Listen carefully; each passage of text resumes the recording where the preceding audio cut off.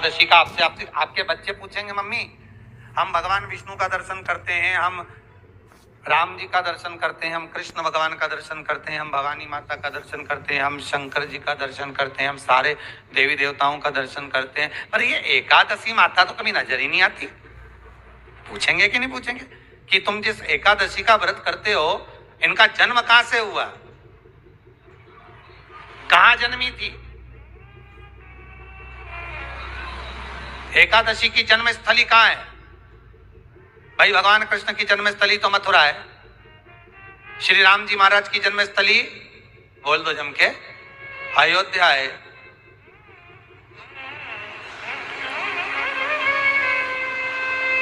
कोई आपसे पूछ ले कि एकादशी की जन्मस्थली कहां है तो आधे लोग तो बाल खुजाने में लग जाएंगे कि एकादशी आखिर पैदा कहां हुई थी, जन्म कहां लिया था, इसका जन्म हुआ कहां था, कहां जन्मी थी ये?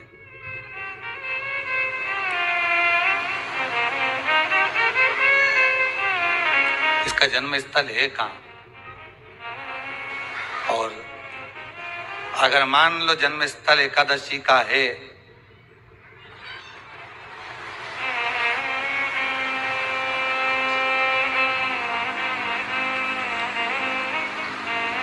और एकादशी अगर जन्मी है, उसका जन्म हुआ है और दुनिया के लोग इतना व्रत करते हैं, उपवास करते हैं,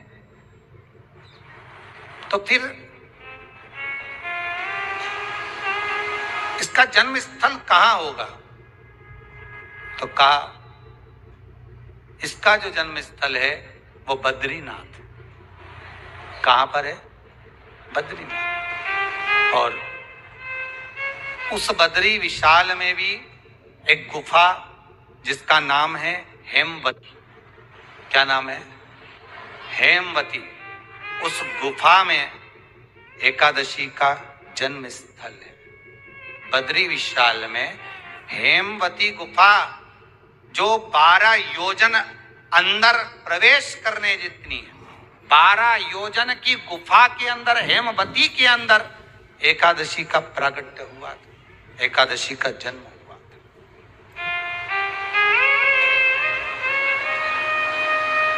अब तो बता सकते हो ना कि कोई पूछे कि राम जी का जन्म अयोध्या में हुआ, भगवान कृष्ण का जन्म मथुरा में हुआ, और कोई पूछ ले आपका जन्म कहां हुआ था, अपन कह सकते हैं ना सीहोर में हुआ हमारा।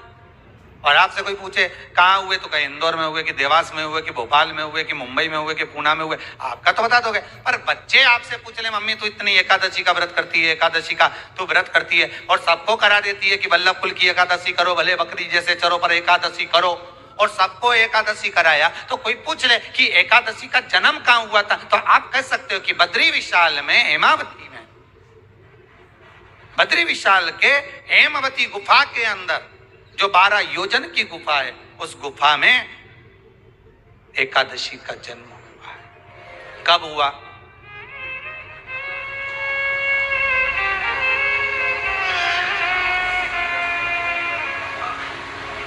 जन्म होने का कारण, राम जी के जन्म होने का कारण था रावण का संहार। भगवान कृष्ण के जन्म होने का कारण था कंस का संहार।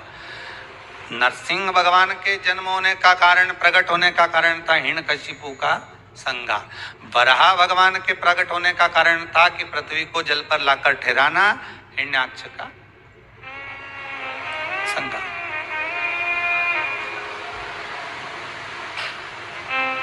तो फिर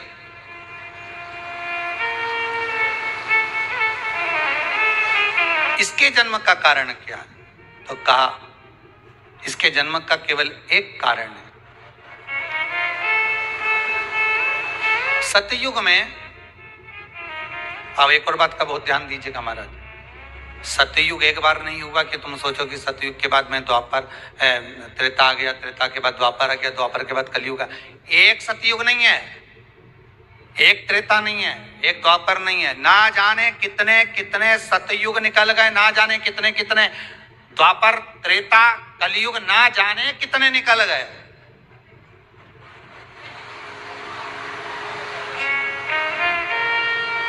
और आप और हम जैसे भी इस पृथ्वी पर ना जाने कितने अरे जम के तो बोलो, निकल गए। पृथ्वी वहीं की वहीं है, जिस मकान में रहते हो वो मकान भी वहीं की वहीं है। बस कभी कभी एकदम फ्लैट हो जाता है, फिर उस पर वापस बन जाता है, फिर क्लीन, फिर बन गया, फिर क्लीन, फिर बन गया। ना जाने कितने कितने कितने कितने जन्म हम ले चुके हैं, और हमारे भी आगे का जन्म कितने जन्म होते रहेंगे। जमीन वहीं की वहीं रह जाएगी और अपन चले जाए, बस वो जगह वहीं रह गई। जो पहले परदादा जी की थी, दादाजी को मिल गई, दादाजी की थी, पिताजी को मिल गई, पिताजी की थी, उनके बेटे को मिल गई, उनके बेटे से उनको बेटों को मिल गई। मिलते मिलते मिलते मिलते कब वो जमीन भी बिक गई समय की अवस्था में, फिर दूसरे की हो गई। और हम सोच कर रह गए कि ये हमारा है, हम इसके लिए लड़ाई करें, झगड़ा करें। हम केवल इस जमीन के लिए, जरा सी प्रॉपर्टी के लिए अदालत में खड़े, अपना समय बर्बाद कर दिया, और जो पाना था वो छोड़ दिया।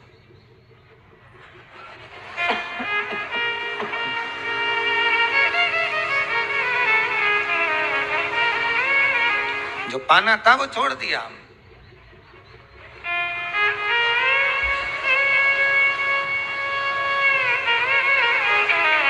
असली रजिस्ट्री तो ये शिव महापुराण की कथा है, जिसमें बैठकर आप 3 घंटा भगवान की भक्ति को जो धारण कर रहे हो, 3 घंटा जो भगवान की कथा को आप श्रवण कर रहे हो, 3 घंटा जो भगवान की भक्ति में आप डूबे हुए हो, 3 घंटा जो भगवत स्मरण में आप लगे हुए हो, बस यही असली रजिस्ट्री है, यही वहां काम आने वाली है। इसके सिवाय कुछ काम नहीं आएगा। धन दौलत माल खजाना सब पड़ा की पड़ा रह जाना, सब धरा की धरा।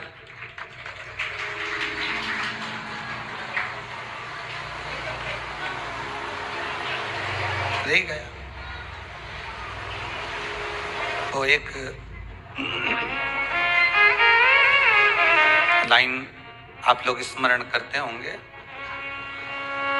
सज धज के जिस दिन मौत की शहजादी आएगी, न सोना काम आएगा न चांदी आएगी। अलमारी में धरा की धरा रह जाएगा,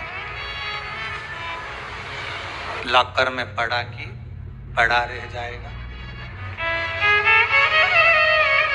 लॉकर में पड़ा की पड़ा है, अलमारी में धरा की धरा है। कपड़े भी सारे घड़ी बने की बने रखे, कपड़े भी धरे की धरे रह गए,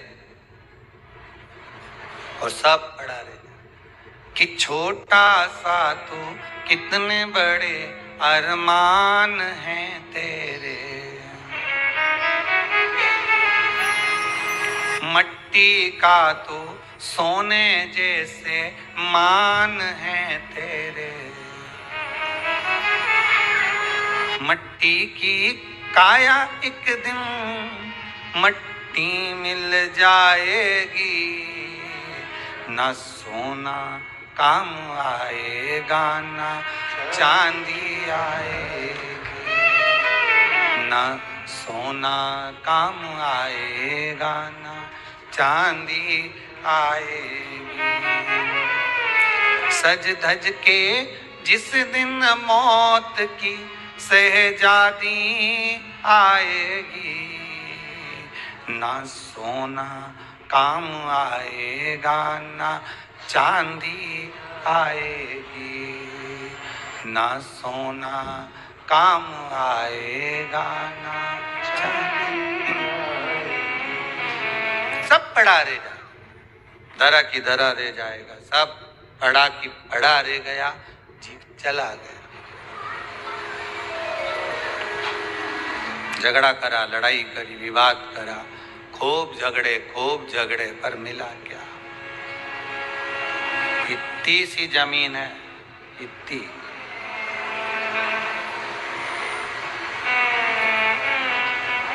मिल भी गई, हो गया, मान लो तुमको मिल गई लड़ाई झगड़ा में, यहाँ तो शिव महापुराण की कथा कहती है कि माता पिता के आशीर्वाद से बड़ी दुनिया में कोई प्रॉपर्टी नहीं है। माता पिता के आशीर्वाद से बड़ी दुनिया में कोई दौलत नहीं है। कि जिस घर में माँ बाप की इज्जत नहीं होती, उस घर में देखना कभी बरकत नहीं होती। सही प्रॉपर्टी, सही जमीन, सही जायदाद, सही धन, सही दौलत, सही संपदा तो माता पिता का आशीर्वाद है।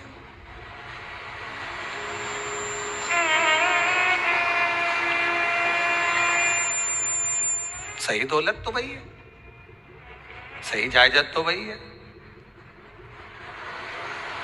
अब प्रयास करना एकादशी के दिन कोई पत्ती ना टूटे। अगर आपको तुलसी के दल की भी जरूरत है तो आप दूसरे से कह सकते हो कि मुझे तुलसी का दल ला दे।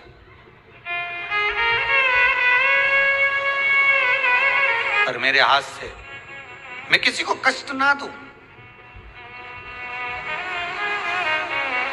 कितने तपबल से एकादशी की उत्पत्ति हुई है, कितने तपबल से।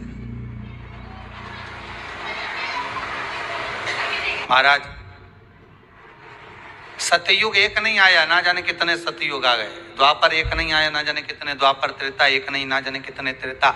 कलयुग ना जाने कितने हुए, और अपने जैसे भी ना जाने कितने। तो कभी कभी तुम अहंकार भी मत करना।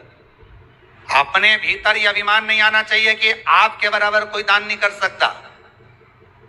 किसी के भीतर यह अहंकार ना आए कि हमारे बराबर कोई ये नहीं कर सकता, हमारे बराबर ये कोई बोल नहीं सकता, हमारे बराबर ये कोई होड़ नहीं कर सकता। नहीं नहीं, अहंकार को छोड़ दो।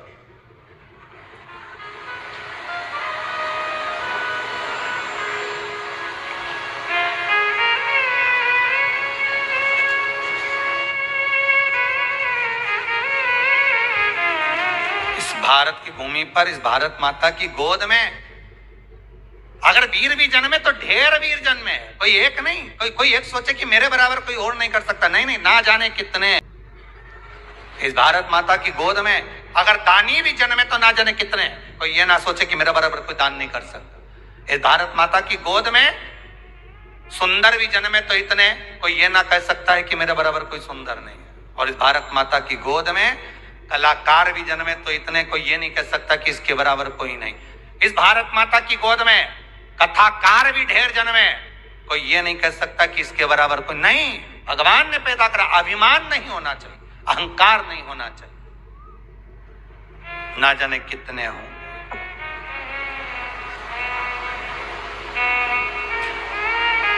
ना जाने कितने।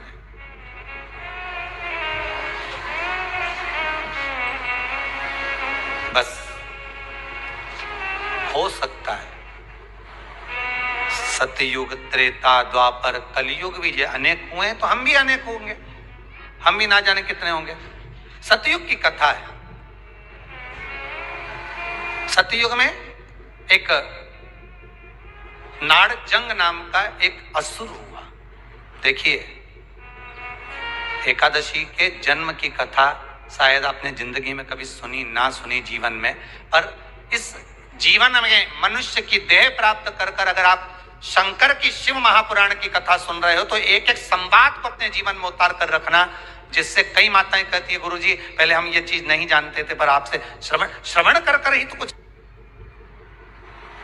आने वाली पीढ़ी को हमको ज्ञान देना है। सियोर वाला महाराज तो 3 घंटा 2 बजे से 5 बजे तक आस्था चैनल पर, फेसबुक पर, यूट्यूब पर कथा बाज देगा। इसके बाद जवाबदारी आपकी है। कथा सुनने के बाद जवाबदारी आपकी है कि आपके बच्चों को शाम को भोजन कराते समय, आप रात्रि को अपनी बहन से बात करते समय, आप रात्रि को अपने रिश्तेदारों से बात करते समय उनसे भी प्रश्न कर सकते हो। क्यों आज तूने कथा सुनी थी? आज अपने एकादशी के जन्म की कथा सुनी कि एकादशी कब पैदा हुई, एकादशी का जन्म कब हुआ, कौन सी जगह पर जन्मी थी। अपने को मालूम था कि राम जी कहां जन्मे, अपने को मालूम था भगवान कृष्ण कहां जन्मे, अपने को मालूम था नरसिंह भगवान कहां जन्मे, पर अपने को एकादशी का जन्म कहां हुआ यह नहीं मालूम था। आप अपनी बहन से, अपने रिश्तेदारों से बात कर सकते हो। 3 घंटे की कथा तो आप यहां श्रवण कर लेते हो आस्था चैनल के माध्यम से, फेसबुक और यूट्यूब के माध्यम से। इसके बाद की जवाबदारी आपकी है कि इस कथा का प्रसाद आप किस किस को दे रहे हो।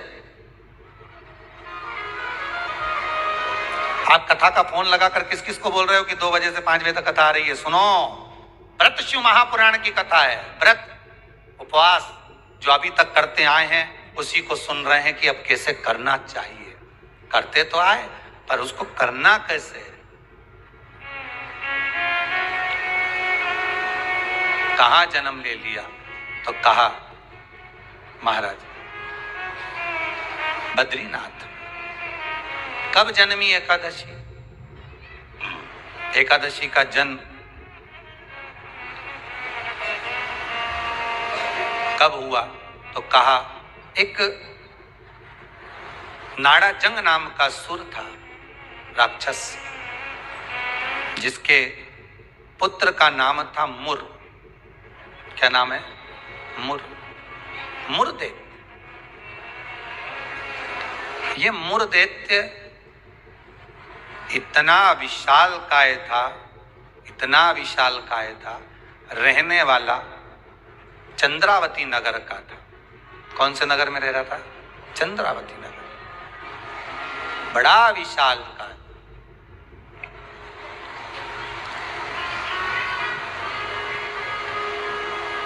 इसमें बल इतना था, इतना बल था कि एक दिन मुरदैत्य ने तप साधना कर कर, दान पुण्य कर कर, स्मरण कर कर सारा पुण्य अपने खाते में रख लिया। आपको कल कथा में कहा था, उद्यापन करना मतलब उतने व्रत का पुण्य अपने खाते में जमा कर लेना, फिर वो समाप्त नहीं हो सकता। उस पर सील ठप्पा लग गया मतलब ये प्रॉपर्टी तुम्हारी हो गई।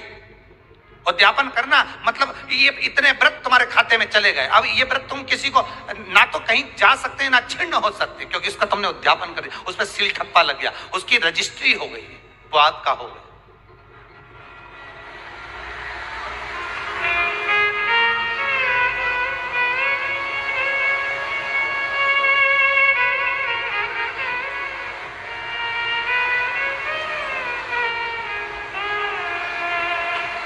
अब मुरदैत्य बड़ा उपद्री था, बड़ा उपद्री, इतना उपद्री, पर साथ में वो दान भी बहुत करता था, साथ में वो पुण्य भी बहुत करता था, सत्कर्म बहुत करता था। अब पर ये सब कुछ करने के साथ में वो पाप भी बहुत करता था।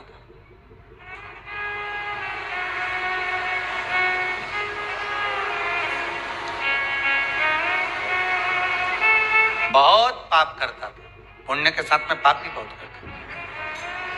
होता है व्यक्ति पुण्य के साथ में पाप कर भी देता है। शंकर जी के मंदिर में लोटा भर के पानी चढ़ाने गया और मन में विचार कर कर गया, बताओ अपने आप को कैसी इत्र आ रही है। दूसरे को देख के अपन तुरंत उसी समय पे पाप कर लिया। बताओ अपने आप को कितनी इत्र आ रही है।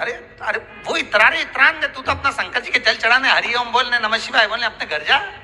तेरे को क्या करना कि इतरारी ने कहीं कर रही, वो करे करना। तुम तो शंकर जी भजो, शिव नाम जपो, शंकर का स्मरण करो और भगवान का भजन करके अपने घर जाओ बस।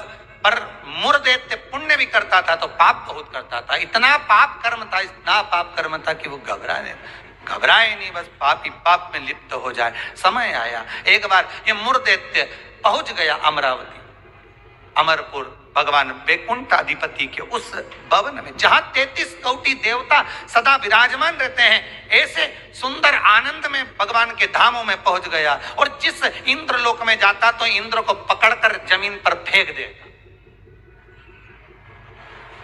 आप बहुत अच्छे से सुनिएगा महाराज। देवता ऊपर जब युद्ध करते थे और युद्ध के मैदान से नीचे गिरते थे तो मृत्यु लोक में नहीं आते थे। कहां नहीं आते थे?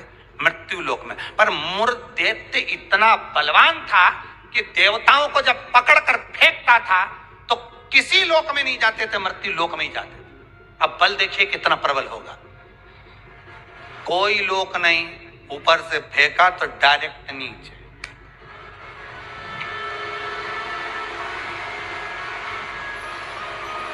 सीधे नीचे।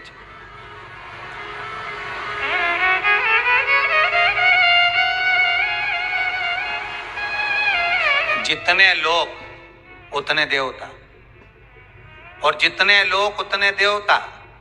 अब इसने सोचा इतने सारे देवताओं को अलग अलग गिराने कब तक जाऊंगा, तो इसने क्या करा, आज चढ़ गया सारे लोकों पर, और लोकों पे चढ़कर जो नृत्य करना प्रारंभ करा, जम जम के नाचना, तो सारे लोक हिलने लगे, और जितने उसमें 33 कोटि देवता रह रहे थे सब मृत्यु लोक में गिर गए। अब सारे लोक में किसका राज्य हो गया, जम के बोलिए जरा, उस मुर देवते का। सारे लोग खाली, मुर देवते का राज्य। सारे देवता इकट्ठे होकर शंकर भगवान के पास में गए, क्योंकि मृत्यु लोक में आ गए, तो मृत्यु लोक में कहां जाएंगे। आपको पहले भी कथा में कहा, मृत्यु लोक में जन्म हुआ है आपका, आप पृथ्वी पर जन्मे हो, और में जन्म लेने के बाद अगर आप मन में सोचो कि हम शंकर की आराधना क्यों कर रहे हैं, अरे मृत्यु लोक में जन्म लेने के बाद शंकर की आराधना ही मूल है, शिव की आराधना ही जरूरी है।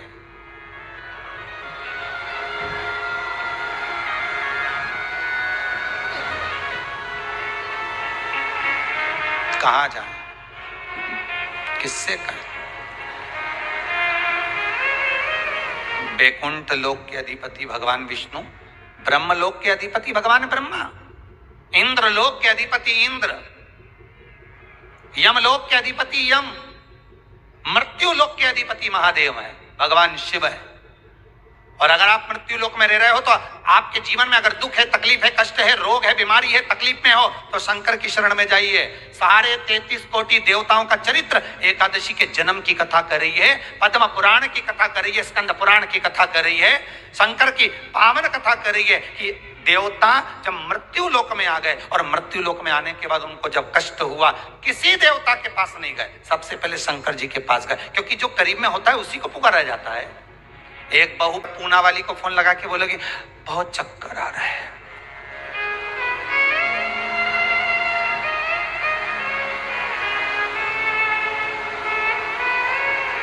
पूना वाली आएगी, अरे बोलो जम के तो बोलो, मुंबई वाली आएगी, वह इंदौर वाली जो जहां रह रही है वो नहीं आएगी, और जो जिससे कहना था उससे तो कहा नहीं, जो पास में रह रही है जरा सी देर में आवाज लगा देती, दरवाजा बड़क देती, घंटी बजा देती, चिल्ला कर बोल देती, फोन कर देती, आवाज लगा देती और कह देती, बेटा जल्दी आप बहू दौड़ कर आ, दौड़ कर आ, दौड़ कर।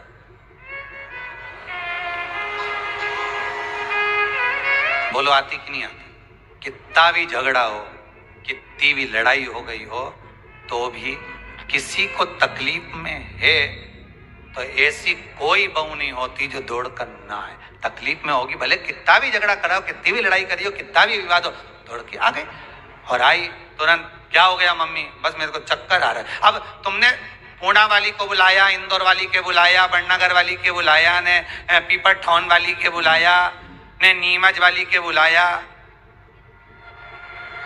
सब क्या बुलाया तुमने, पर तुमने उसको नहीं बुलाया जो पास में थी।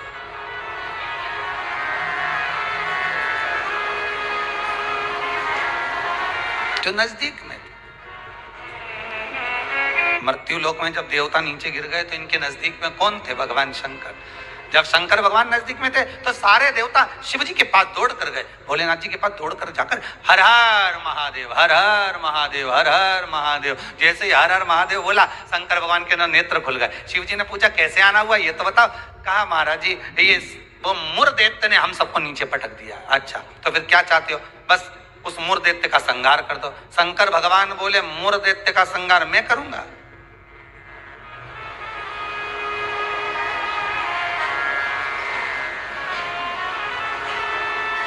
मैं नहीं कर सकता। क्यों?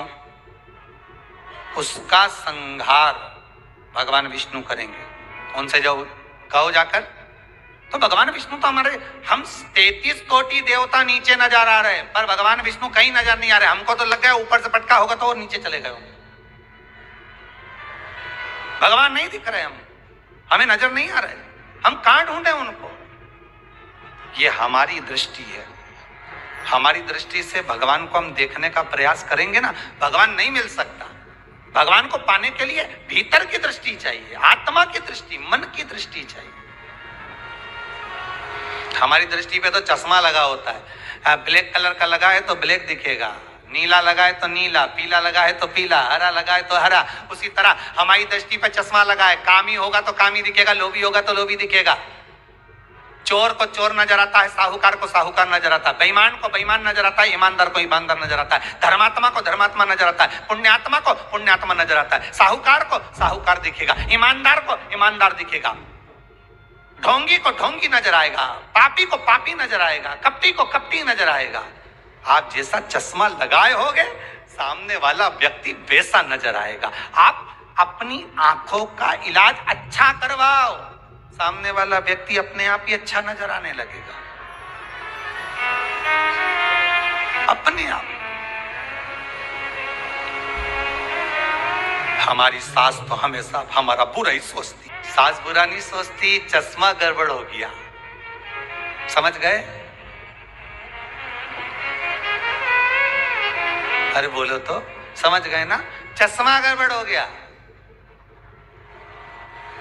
मतलब दृष्टि गड़बड़ हो गई। हमने देखा हमारी सास हमारा बुरा सोचती है, मतलब बुरे हम हैं, हम सोच रहे हैं बुरे। अगर अच्छा सोचते तो कह देते हाँ है तो सास ना, इन्होंने मेरे पति को जन्म दिया है, मेरे पति को जन्म दिया। जब पति इतना प्रेम से मेरे से व्यवहार करे तो सास क्यों व्यवहार खराब करेगी? अरे बोलो तो, करेगी। जब पति तेरे लिए जेब में भर के गजक लाए, कुरकुरा लिया है, चिप्स लिया है, तब तूने एक बार भी नहीं किया कि बताओ मेरा क्या जो, तो कहे पति अच्छा है पर सास बुरी। नहीं नहीं, दृष्टि हमारी बुरी है, उसमें हमें सामने वाला व्यक्ति गलत न जा रहा। हम अच्छा देखना प्रारंभ कर देंगे ना तो हमको अच्छा मिलने लगे। बुरा जो देखन में चला और बुरा न मिलिया कोई, कौन मिला फिर बुरा? मन।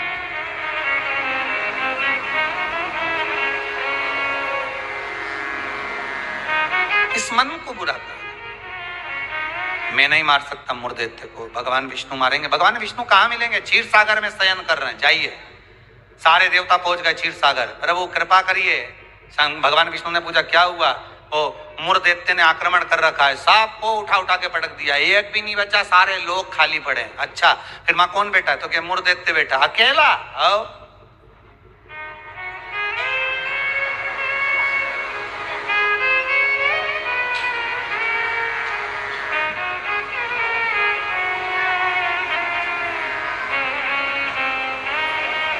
वो अकेला बेटा। हाँ, भगवान विष्णु बोले आप चिंता मत करो, चलो चलो हमारे साथ। चंद्रावती नगर पर सारे 33 कोटि देवता आक्रमण कर दो। शंकर भगवान तो मुस्कुराने लगे। एक मुर्दैत्य के लिए 33 कोटि देवता अपना अपना लोक छोड़कर आ रहे हैं युद्ध करने के लिए। विचार करिएगा जरा, एक व्यक्ति की हस्ती मिटाने में, एक व्यक्ति की हस्ती मिटाने में ना जाने कितने लग जाते हैं, नीचे गिराने में ना जाने कितने।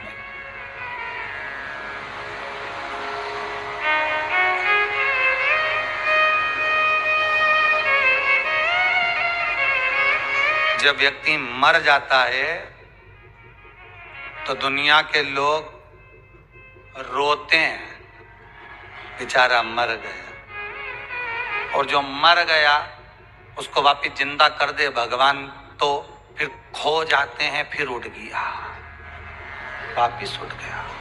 फिर ना जाने कितना मेहनत करेगा, कितना कमाएगा, ना जाने कितनी बिल्डिंग बना लेगा, ना जाने कितना धन जोड़ लेगा, खो गए। मरा तो रो गए। संसार का नियम है, एक व्यक्ति की मुर्दैत्य की मात्र हस्ती को मिटाने के लिए सारे आ गए, पर 33 कोटि देवता, 15 मिनट नहीं लगे मुर दैत्य को। 15 मिनट में मुर दैत्य ने सारे देवताओं को हिला दिया, भाग गए। सारे 33 कोटि देवता भाग गए। तब भगवान विष्णु अकेले युद्ध के मैदान में थे, अकेले युद्ध के मैदान। और अकेले भगवान विष्णु जब युद्ध के मैदान में युद्ध प्रारंभ करा, भगवान ने उठाया सुदर्शन चक्र और भगवान ने उठाकर सुदर्शन चक्र को फेंका। मुर दैत्य के जितने असुर थे, जितने राक्षस थे, सबका संहार करने के लिए फेंका। फेंक तो दिया, सारे जितने असुर थे वो मर भी गए, पर मुर दैत्य इतना प्रबल था कि उसने एक फूंक मारी, सबको जीवित कर दिया। भगवान विष्णु आश्चर्य में पड़ गए, गजब गजब। एकादशी के जन्म की कथा।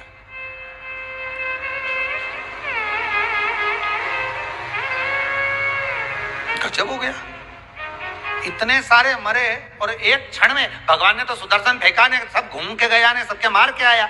उनके तो 1 घंटा, आधा घंटा, 15 मिनट, 10 मिनट, 5 मिनट लगे होंगे। इसने तो एक फूंक मारी, जो यहां से चालू करा, हैप्पी बर्थडे टू यू, एक फूंक में ही सब निपटा दिया। ले, सब जाग गया, सब।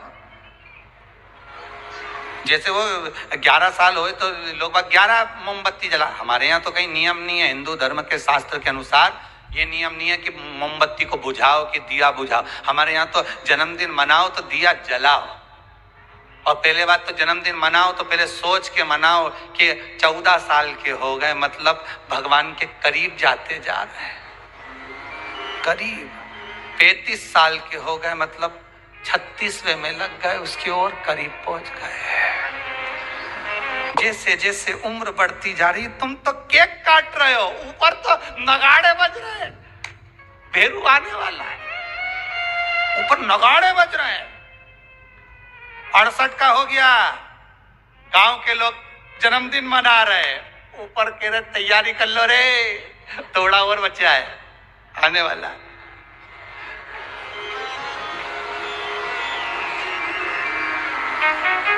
कई लोग पूछते हैं तो गुरुजी क्या हम जन्मदिन नहीं मनाए?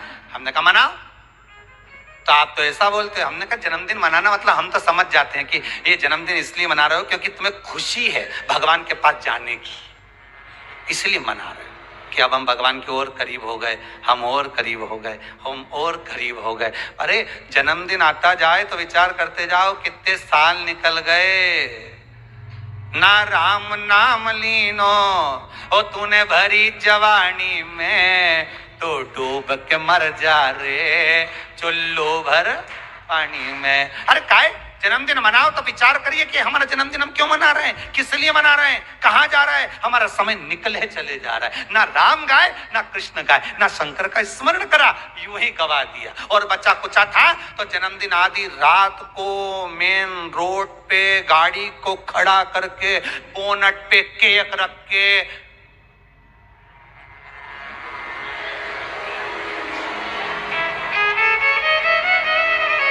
बेचारा इतना अच्छा व्यक्ति का जन्मदिन रोड पे मना रहे जैसे बेचारा अनाथ है रे, इसका कोई नहीं बापड़ेगा।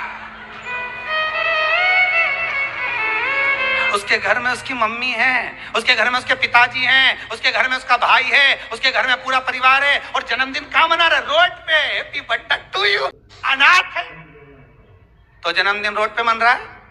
अगर अनाथ नहीं होता तो जन्मदिन उसके माता पिता को खड़े रखकर मनाते कि इस माता ने जन्म दिया है तेरे जैसे बेस्ट फ्रेंड को, इसको जन्म दिया है, इस माता ने मेरे दोस्तों को जन्म दिया। खुश होते कि माता पिता ने जन्म दिया। सबसे पहले जन्मदिन पर अगर पूजन करना है तो माता पिता के गले में माला पहनाओ कि इनने तुम्हें जन्म दिया है, तुम्हारे जैसा व्यक्ति इसने पैदा किया है, तुम्हारे जैसे जीव को इसने जन्म दिया है। तुम्हें जो दोस्त मिला, तुम्हें जो फ्रेंड, जो तुम्हें समझ गए, भेरू के भेरवी ने भेरवी के भेरू मिल गया। तो जिसने जन्मदिन की खुशी उनके सामने मना।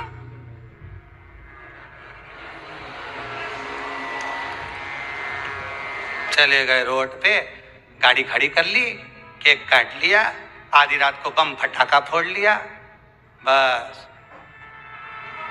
क्या मतलब? वो अनाथ नहीं है, वो अनाथ नहीं है। उसके सिर पर उसके माता पिता का हाथ है।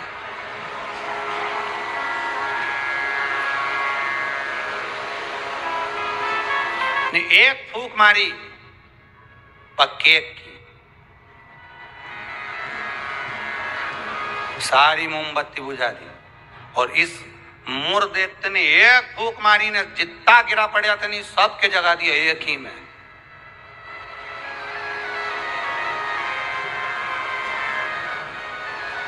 मेरे को तो लगे वो कहीं कहीं का बाबा जोगी और नहीं हो, नहीं जिसके यहाँ झाड़ा लगवाने लोग जाए, एक फूंक मार दो उठी क्या।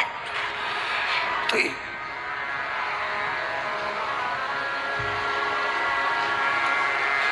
देख क्या, एक फूंक में उठ गया।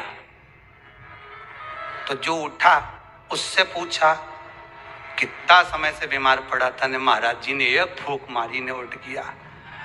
वो बोला फूंक से उठा नहीं हूं, महाराज जी के मुंडा में ऐसी बदबू आई थी एक बार उठ गया। इसलिए भगाई, दूसरी मार देगा फूंक तो निपटी जाऊंगा तो मैं जाऊं। और के कह गया महाराज जी के कान में, कहीं पायरिया की कहीं बीमारी बीमारी तो नहीं है मुंडा में? एक फूंक में छूट।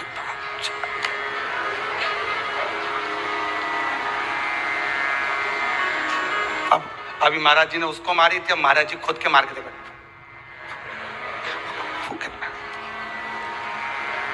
मुर्देते ने जो फूंक मारी ने सब पड़िया ने सब उठी गया एक साथ, सारा की सारा उठ के बैठ गया। अब तो भगवान भी सोचे क्या करें। भगवान ने सुदर्शन को वापस लिया, गदा का प्रहार करा। गदा युद्ध हजारों वर्ष तक चला मुर्देत्य के साथ। 1000 वर्ष तक गदा युद्ध चला है भगवान विष्णु का। गदा युद्ध में जब भगवान विष्णु हार गए तब मल्लाह युद्ध प्रारंभ हुआ। कहते हैं हजारों वर्ष निकल गए, 10, 20, 25, 50,000 वर्ष केवल मल्लाह युद्ध में निकल गए भगवान विष्णु के, तो भी नहीं हारा। आखिरी में भगवान विष्णु की हापड़ी थोड़ी ऊंची। भगवान विष्णु को लगा कि ये हार नहीं रहा। भगवान विष्णु थक गए क्योंकि ये मुर्देत्य तो पत्थर जैसा था और मेरे नारायण कमल जैसे कोमल थे। भगवान एक जगह जाकर बैठे। लक्ष्मी जी ने, पद्मावती जी ने, माता लक्ष्मी ने जाकर पूछा नाथ हुआ क्या है? भगवान कह रहे हैं मैं थक चुका हूं, हजारों वर्ष से युद्ध लड़ रहा हूं पर तू ये हारता नहीं है। तब लक्ष्मी मैं आता हूं तो रुक। लक्ष्मी जी को क्षीर सागर में रोका और भगवान नारायण दौड़ कर गए बद्री विशाल हेमवती गुफा में प्रवेश कर गए। 12 योजन की उस गुफा में मेरे भगवान प्रवेश कर गए। जाकर मेरे नारायण सो गए क्योंकि इतने थक चुके थे।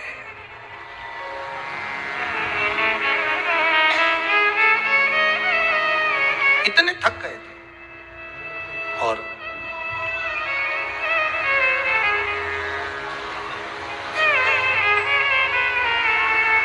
इतने थक गए भगवान, इतने थक गए, सो गए।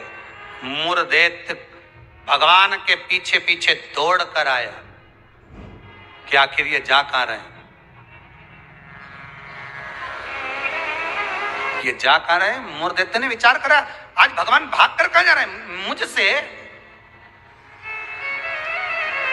केवल वो काल्यावन को देखकर भगवान युद्ध का मैदान छोड़कर नहीं भागे थे, यहाँ मुर्देत्य को देखकर भी भगवान युद्ध का मैदान छोड़कर भागे थे। भगवान का नाम था रणछोड़ राय। कहाँ जा रहे हैं, किस जगह जा रहे हैं? चले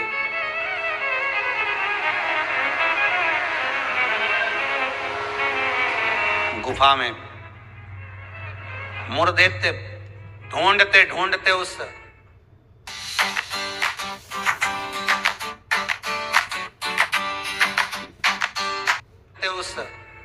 हेमवती गुफा के अंदर प्रवेश करने लगा।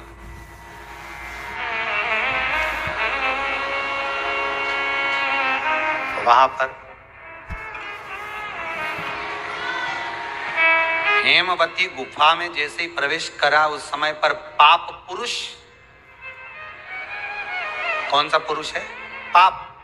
व्यक्ति का जो पाप होता है, जब वो पुण्य वाली जगह पर जाता है, सत्कर्म वाली जगह पर जाता है, तो उसका जो पाप पुरुष है, उसका जो पाप है, वो उसके सामने आकर खड़ा हो जाता है। बहुत ध्यान देना। क्यों कहते हैं कि मंदिर जाओ, क्यों कहते हैं तीर्थ जाओ, क्यों कहते हैं सत्संग में जाओ, क्यों कहते हैं कथा स्मरण में बैठ जाओ, क्यों कहते हैं? हमारा जो पाप है वो हमसे, जैसे ही हम तीर्थ गए, जैसे ही हम भजन में गए, जैसे ही हम कथा में गए, जैसे ही हम कीर्तन में गए, जैसे ही हम स्मरण में गए, जैसे ही भगवान की भक्ति में हम पहुंचे, हमारा पाप जो हमारे सम्मुख में था, हमारे साथ में था, वो पाप हमसे दूर हो जाता है। और मूढ़ दैत्य के सामने वही पाप पुरुष आकर खड़ा हो गया। अंदर प्रवेश कर रहे थे मूढ़ दैत्य, पाप पुरुष ने रोक दिया। कहां जा रहे हो तुम? तुम्हें मालूम नहीं तुम कहां प्रवेश कर रहे हो? तुम्हें ज्ञात नहीं है क्या? ज्ञात है। मैं भगवान विष्णु को ढूंढने जा रहा हूं, उनके साथ मेरा युद्ध हो रहा था। अच्छा, मैं भगवान विष्णु को ढूंढने जा रहा हूं क्योंकि उनके साथ मेरा युद्ध हो रहा था। पाप पुरुष ने रोक दिया, अंदर नहीं जा सकते क्योंकि अंदर पुण्य है, आप रुको वहीं पर। रोक दिया। जब मूढ़ दैत्य ने पाप पुरुष को हटाया और अंदर प्रवेश करने लगा, 11 दिन तक, एकादशी दिन तक, 11 दिन तक पाप पुरुष और मूढ़ दैत्य दोनों की बात संवाद हुई है। पाप सामने है, मूढ़ दैत्य प्रवेश कर रहा है, बीच में पाप अड़ा पड़ा है। और वहीं बस उस 11 दिन में क्या हुआ कि 11 दिन में भगवान विष्णु के शरीर से एक स्त्री ने जन्म ले लिया। एक कन्या ने, एक स्त्री ने, एक नारी प्रकट हो गई। नारी प्रकट है। मार्गशीर्ष मास कृष्ण पक्ष एकादशी के जन्मदिन की तारीख बता रहा है। जैसे भादो कृष्ण अष्टमी किसका जन्म है? भगवान कृष्ण का। चैत्र की नवमी बोलते जाओ, राम जी का। कोई आपसे पूछे कि एकादशी का जन्म कब हुआ था? मार्गशीर्ष मास की सुंदर कृष्ण पक्ष की एकादशी के दिन, जब 11वां दिन था भगवान को सोते हुए, तब भगवान के शरीर से एक कन्या ने, एक स्त्री ने जन्म लिया। 11वें दिन जन्मी, इसलिए भगवान आगे इसका नामकरण संस्कार करेंगे, उसका नाम एकादशी रखेंगे।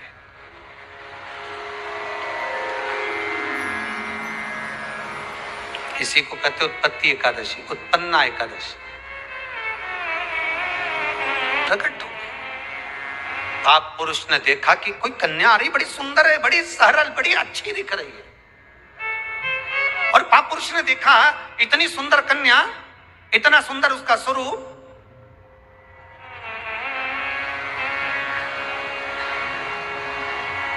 कईयों के मन में बड़ा प्रश्न होता है महाराज जी, कई माताएं बहुत प्रश्न करती हैं, कहती हैं गुरुजी क्या एकादशी का व्रत केवल वेदव्य नारी करती है? क्या एकादशी का व्रत केवल संत करते हैं, साधु करते हैं? नहीं नहीं, एकादशी का व्रत तो जन्म लिया बच्चे से लेकर मृत्यु के घाट पर पड़ा हुआ व्यक्ति भी एकादशी का व्रत कर सकता है। अपनी एकादशी स्वयं करो, मरने के बाद दूसरे लोग एकादशी दें, उससे अच्छा है कि अपना अकाउंट में खुद जमा करते चलो। तो बुरे वक्त में थोड़ा बहुत कहीं ना कहीं अपने का यमदूत आ गया, यमराज आ गया और उसने कहा लाओ एकादशी दो। अब तुम तो इंतजार में बैठी कि अभी 12वां तो हम दो, तो क्या 12वां के कहीं करेगी? तो क्या 12वां के हमारा छोरा उन्हें एकादशी देगा? तुम खड़े रहो। अब वो 10 दिन तक तो इंतजार करा। गरुड़ पुराण में लिखा है, जीवात्मा के जब प्राण छूटते हैं, किसी के प्राण छूटे, प्राण छूटने के 10 दिन तक जीवात्मा घर की अटारी पर रहती है। अब 10 दिन के बाद तो जाएगी।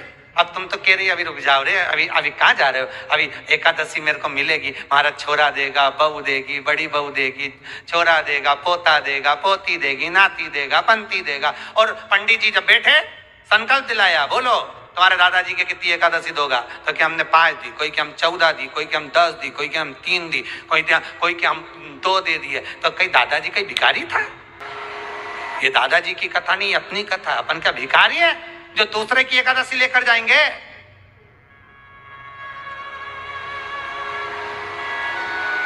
अपन अपनी एकादशी खुद करो, स्वयं एकादशी करो, फिर कहूंगा भले बकरी जैसे चरो, पर एकादशी कर। स्वयं अपने लिए एकादशी करो।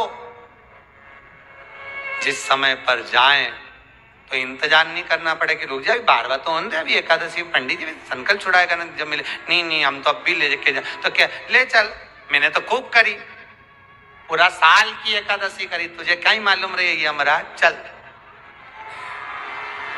चल मुझे ले चल। और एकादशी की मृत्यु दीजे द्वादशी को दान, और वृंदावन की लकड़ी दीजे दोनों हाथ, मारा द्वारिकारा नाथ, मारा 4 भुजारा नाथ, द्वारकारा नाथ, मारा 4 भुजारा नाथ। जो मांगो दीजो मरने, दीजो भर भर हाथ, मारा द्वारिकारा द्वारकारा नाथ, मारा 4 भुजारा नाथ।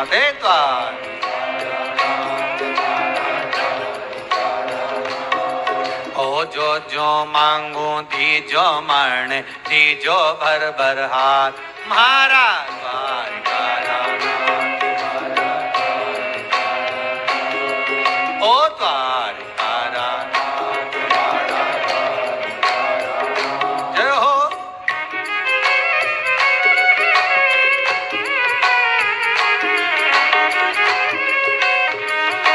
बड़े भाव से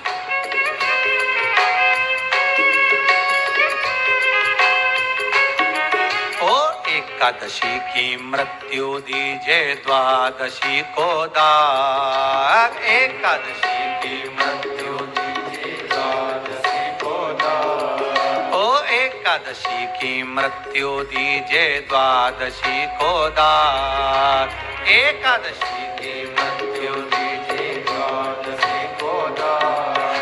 अरे वृंदावन की लकड़ी दीजे दोनों हाथ, मारा द्वारिकारा नाथ, मारा द्वारिकारा नाथ, द्वारिकारा नाथ, ओ जो मांगो दीजो मरने, दीजो भर भर हाथ, मारा द्वारिकारा नाथ, ओ द्वार जय हो।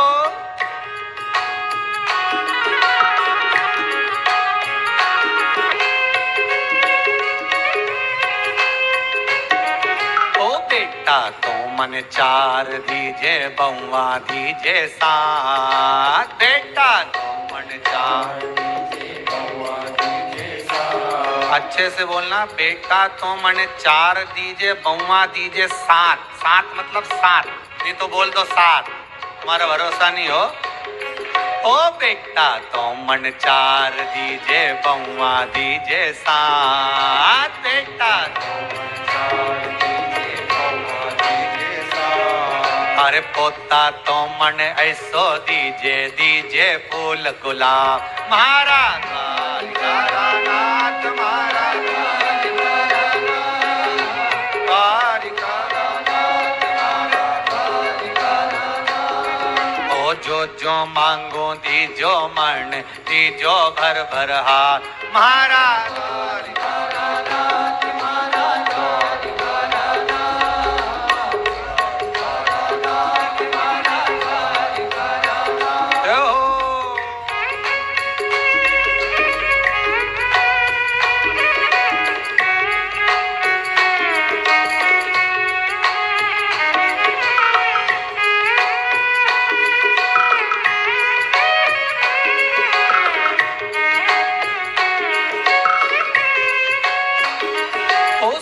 सुमति तो दीजिए लाला, कुमति हटा जो जी। सुमति तो दीजिए लाला, कुमति हटा जो जी। अरे सुमति तो दीजिए लाला, कुमति हटा जो जी।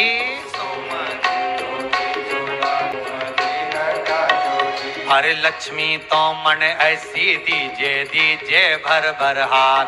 मारा द्वारिकानाथ, मारा द्वारिकानाथ, द्वारिकानाथ, मारा द्वारिकानाथ। ओ जो मांगो दीजो, मन दीजो भर भर हाथ। मारा द्वारिकानाथ, मारा द्वारिकानाथ, ओ द्वारिकानाथ, मारा द्वारिकानाथ, ओ द्वारिकानाथ।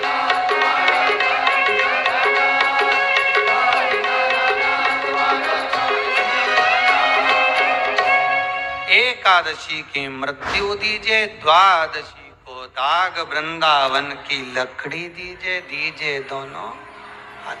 ऐसी कृपा प्रभु।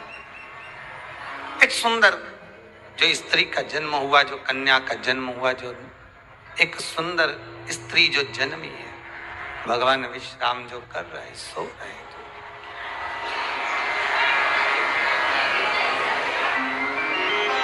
प्रकट हो गए।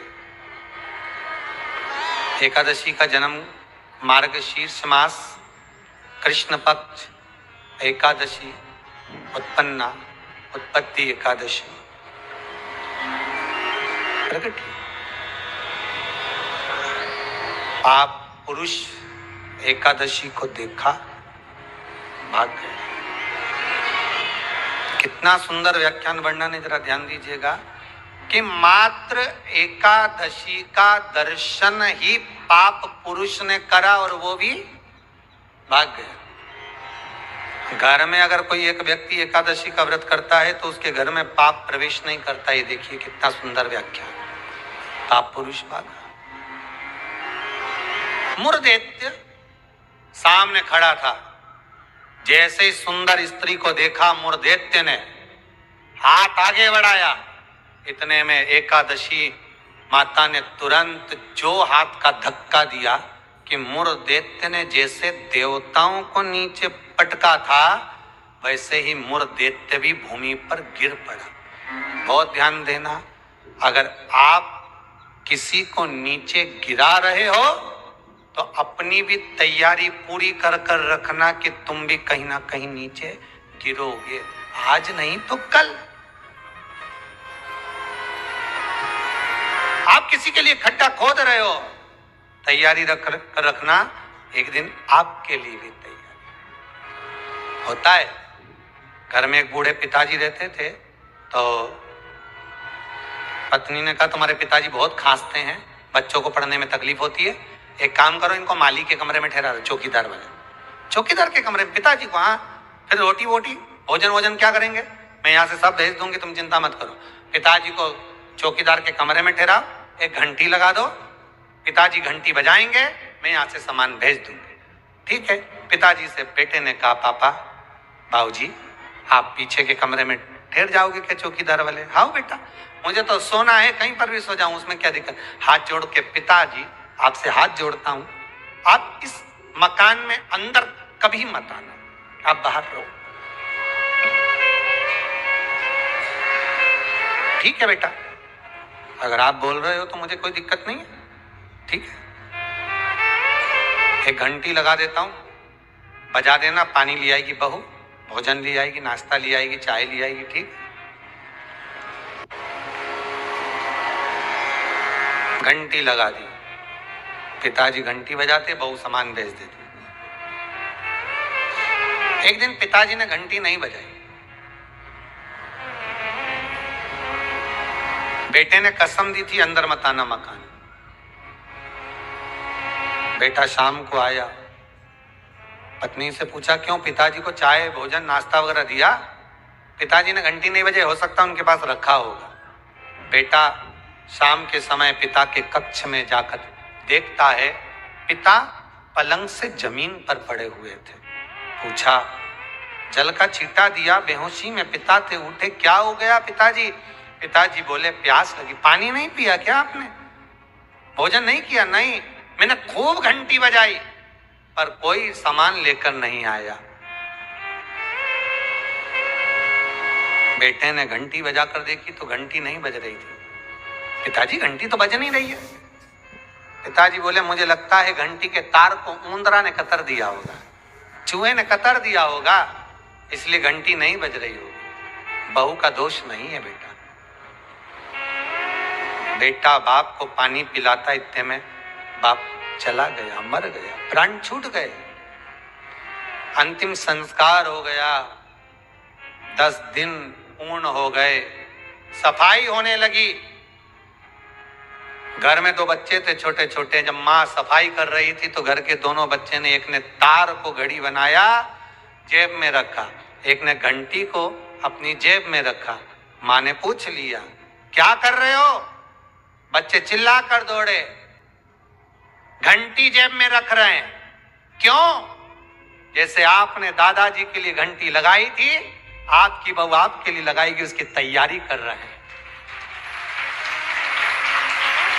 ये उसकी तैयारी है। जैसा करोगे वैसा भरोगे।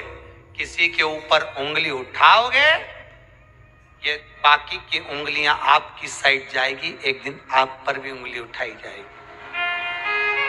किसी के लिए अपयश करोगे, एक दिन अपयश आपको भोगना पड़ेगा। किसी के लिए आप शब्द बोलोगे, वो शब्द आपको भी झेलना पड़ेगा। किसी के लिए बुरा करोगे, बुरा आपको भी झेलना पड़ेगा। मत बुरे कर्म कर बंदे, वरना पछताएगा।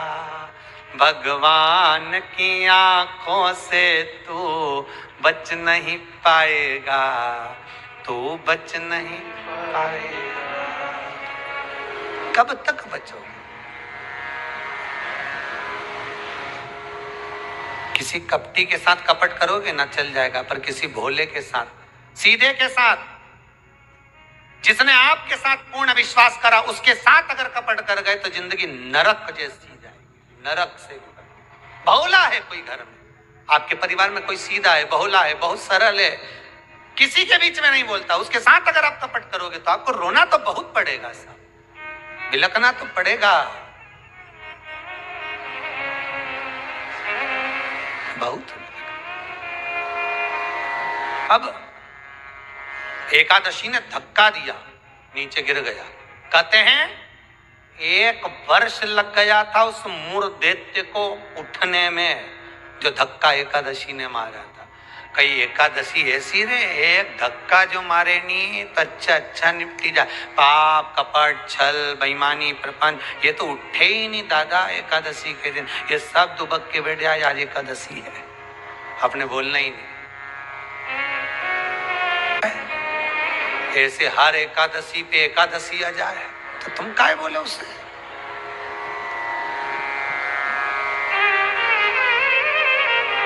और फिर वो आंखों दिखाए जम के, समझ लेना एकादशी माता आज गुस्से में है। तो क्यों बोलने जाओ तुम उसको?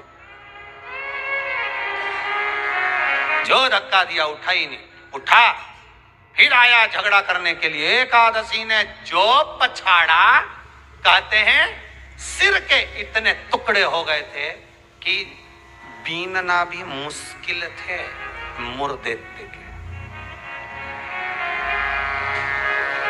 प्राण छूट गए। पाप पुरुष सामने आकर खड़ा हो गया। फिर आया एकादशी ने तो केवल अपने केश का एक भाग हवा में उड़ाया, इतने में तो पाप पुरुष भागा, भगवान के पास जाकर उठाया। उठो उठो प्रभु, बहुत देर सो लिया, उठ जाओ जरा जल्दी उठ जाओ। भगवान बोले तू कौन है? मैं पाप पुरुष, पाप हूं मैं, तो तूने मुझे क्यों जगाया? ये एकादशी तो मुझे परेशान करके रखी है। घर घर में लोग एकादशी करे और मुझे प्रवेश नहीं करने दे। अब तुम बताओ क्या करूं? भगवान ने कहा चिंता, अन्न के अंदर जाकर बैठ जा। एकादशी के दिन जो अन्न खाएगा, बस पाप पुरुष उसी में प्रवेश कर जाएगा। पाप पुरुष उसी में प्रवेश करेगा, तू अन्न के अंदर जाकर बैठ जा। ठीक है, मैं अन्न के अंदर जा भगवान के नेत्र खुले, एकादशी को देखा, इतनी सुंदर एकादशी थी साहब। इसलिए शास्त्र कहता है कि जितनी एकादशी होती है 26 की 26 एकादशी का अगर आप वर्णन करेंगे, 26 की 26 एकादशी का यदि आप स्मरण करेंगे तो एक एक एकादशी का अगर नाम स्मरण करें तो कितना कितना सुंदर। चैत्र के महीने में 2 एकादशी, कामदा पाप मोचन, बैसाख में 2 वरुथनी मोहिनी, ज्येष्ठ महीना अपरा निर्जला, आषाढ़ योगनी देवशवनी, श्रावण महीने की कामिका पुत्रदायिनी, भादो महीने की अजा परिवर्तनी, अश्विनी महीने की इंद्रा पापकुशा, कार्तिक महीने की रमा प्रबोधनी, मार्गशीर्ष मास की उत्पन्ना और मोक्षदा, पौष महीने की सफला और पुत्रदा, माघ महीने की परतिला और जया, फागुन महीने की विजया और आमल की एकादशी, अधिक मास की पद्मनी और परमा। कितने सुंदर नाम है। अब इस नाम से पहचान करो, निर्जला, कितनी सुंदर नाम। अब नाम इतना सुंदर है तो एकादशी कितनी सुंदर होगी। अब एकादशी इतनी सुंदर होगी तो जिस दिन तुम व्रत करोगी एकादशी का तो तुम कितनी सुंदर होगी। मतलब भगवान कितने प्रेम से स्वीकारेगा कि इसका हृदय कितना सुंदर है। ऊपर की सुंदरता मत देखो साहब, व्रत करने से भीतर की सुंदरता। अब पहले कथा में कहा कि क्रीम की चमक 15 दिन रहती है, अच्छे कर्म की चमक जिंदगी भर रहती है। कर्म की चमक देखना है हमें, क्रीम की नहीं।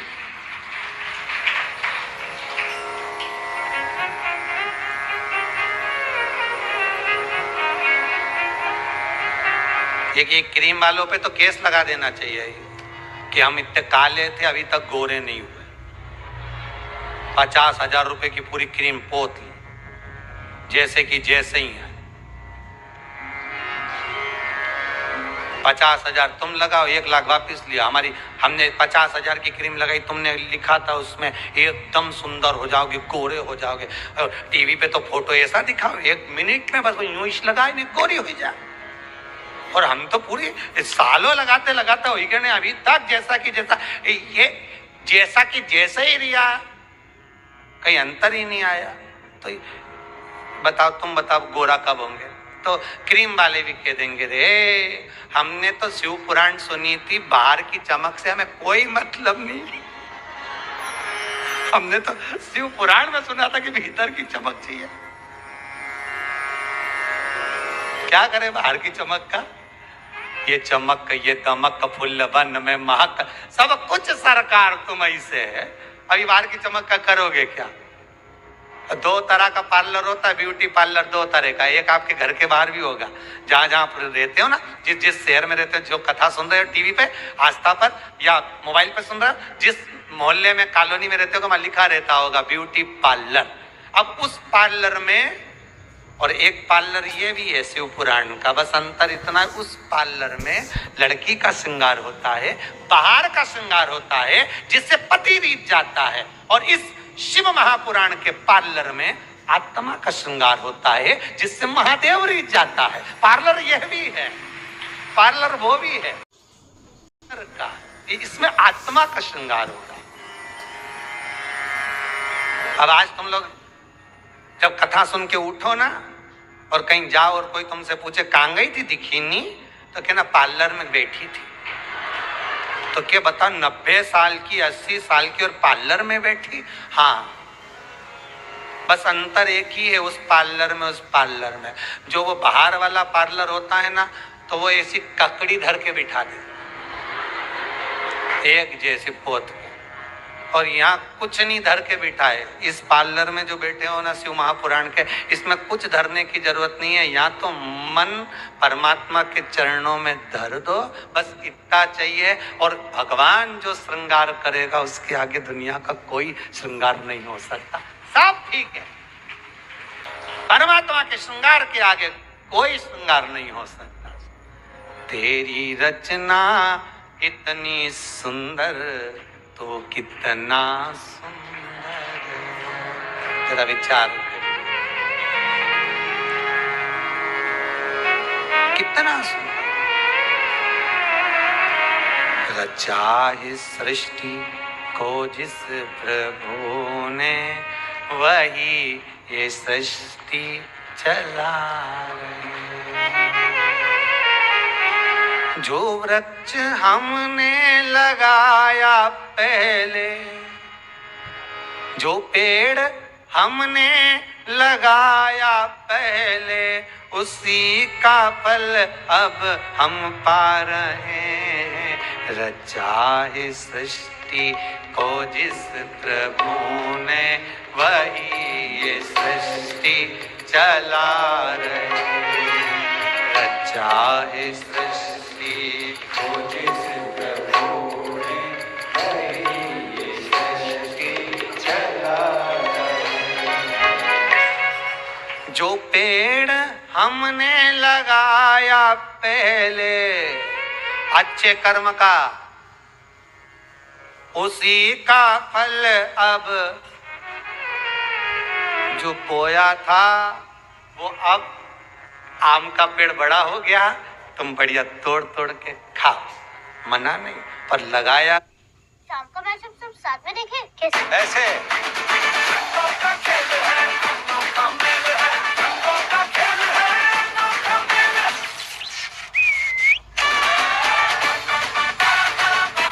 था तो खा रहे हो है? और जिसने बमूल का लगाया तो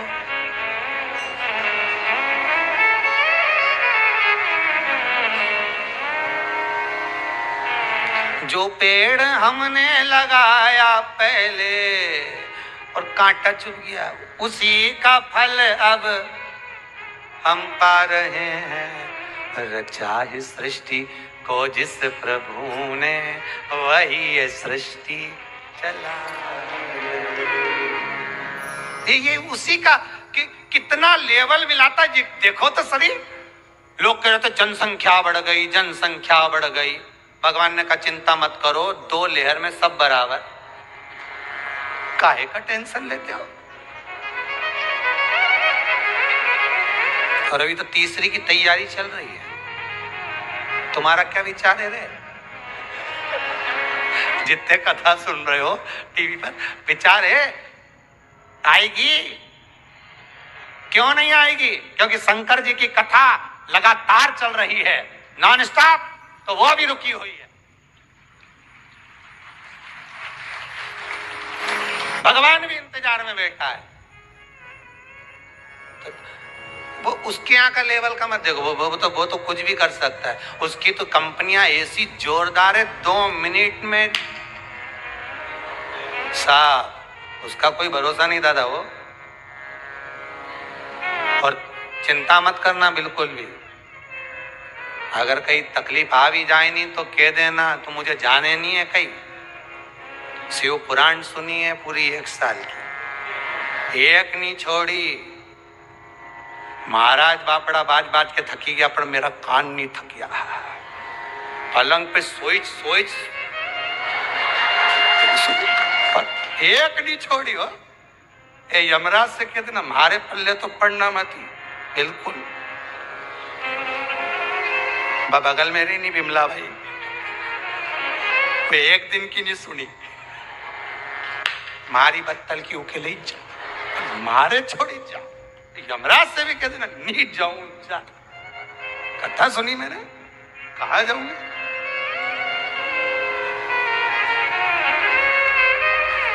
अब कहां जाए? जो पछाड़ा एकादशी ने, जो पछाड़ा और मुर देते मरा, मुर देते तो मर गया, समाप्त हो गया। वो जो 11वें दिन जन्मी थी, उसने हाथ जोड़कर निवेदन करा नारायण से। नारायण ने पूछा, तुम कौन हो? इतनी सुंदर हो तुम, इतनी सुंदर, कौन हो तुम? आखिर कौन हो तुम, इतनी सुंदर,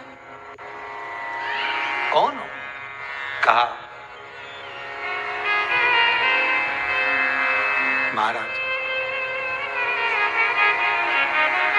भगवान विष्णु से कह रही है, मैं आपके शरीर से प्रकट हुई। 11 दिन तक आप विश्राम करें, आपका हृदय, आपका चित्त, आपकी वृत्ति से मैं प्रकट हूँ। भगवान ने कहा तू 11वें दिन जन्मी है, मैं तुझे एकादशी नाम देता हूं। मांग तुझे क्या चाहिए, मांग ले तुझे क्या चाहिए, क्योंकि तूने मुर दैत्य को मारा है जो कोई देवता नहीं मार पाया। बोल तुझे क्या। सारे देवता जहां हार गए थे वहां तू प्रकट होकर तूने संहार किया। मांग तुझे क्या चाहिए। एकादशी ने भगवान विष्णु से कहा, नाथ प्रभु वर दे दो, मृत्यु लोक में जो मनुष्य मेरा व्रत करेगा, चाहे जलचर, थलचर, वायुचर या सांसारिक मनुष्य, मेरा अगर एकादशी का व्रत करेगा प्रभु, उसके यहाँ धन धान्य वैभव सुख संपदा बढ़ेगी और उस जीवात्मा को नरक नहीं भोगना पड़ेगा, सीधे वैकुंठ का उसको वास मिलेगा। जब जीव आत्मा को लेकर चला जाएगा, यम के दूत जब बंदी बनाकर ले जा रहे होंगे उस जीवात्मा को, जिसके प्राण छूटे होंगे, यम के दूत जब बंदी बनाकर ले जा रहे होंगे, तब मुझे वर दो कि मैं इसका हाथ पकड़कर बेतन्नी से पार उतार कर सारे नरकों से निकालती हुई आपके धाम में लेकर आऊं।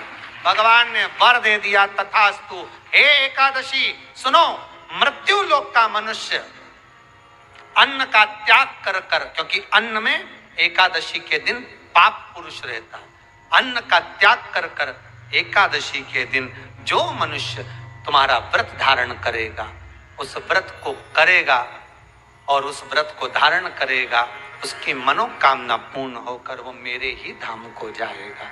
ये तो हुआ एकादशी के जन्म की कथा। तो अब तुमसे कोई पूछे तो बता देना, एकादशी का जन्म कहाँ हुआ था, एकादशी का जन्म किस गुफा में हुआ था, एकादशी का जन्म कौन से महीने में हुआ था, एकादशी का जन्म कौन सी एकादशी को हुआ था, ये सब वर्णन आज की कथा में अपन ने श्रवण करा। एकादशी का बहुत सारा चरित्र रह गया है। एकादशी के 18 नियम है। कितने नियम है? 18। उसमें से 2 नियम बताए थे आपको पत्ती टूटने तक का। कितने रहेगा भैया? 16 नियम कल की कथा में लेंगे। चतुर्थी की कथा भी रह गई, वो भी कल की कथा में लेकर आगे प्रवेश करेंगे। आज की कथा को यहीं विराम की ओर लेते हैं। बड़े भाव से, आनंद से, बहुत सुंदर व्रत शिव महापुराण की कथा चल रही है। आपके जीवन को सार्थक करे। सबको प्रसाद के रूप में बांटो, घर घर फोन कर दो, सारे घरों में फोन लगा दो, मैसेज कर दो या कथा की लिंक भेज दो कि ये कथा आ रही है व्रत शिव महापुराण की, सुने बिगर मत रहना। मालूम पड़ेगा कि हम इतने साल से एकादशी कर रहे हैं, उसका जन्म कब हुआ है, क्यों आई वो, किसको मारा उसने, क्या कारण था कि अन्न नहीं खाते। ये सारा चरित्र सुनते सुनते कल कथा में और प्रवेश करेंगे। 16 नियम रह गए हैं, 18 में से 2 वर्णन करें। 16 नियमों को और आगे सुनेंगे और उसको सुनते हुए चतुर्थी के व्रत का क्या विधान है उसमें प्रवेश करेंगे कि चतुर्थी के व्रत में जो आखा दाना रखा जाता है उसका महत्व क्या होता है। चतुर्थी के व्रत में जो कलश में पानी भरा जाता है उसका महत्व क्या होता है। चतुर्थी के व्रत में क्यों चूरमा बनाया जाता है, उसका नियम क्या होता है। तो उसका सारा व्याख्यान कल की कथा में लेंगे। आज की कथा को यहाँ विराम देते हैं। हर हर महादेव, हर हर महादेव, हर हर महादेव।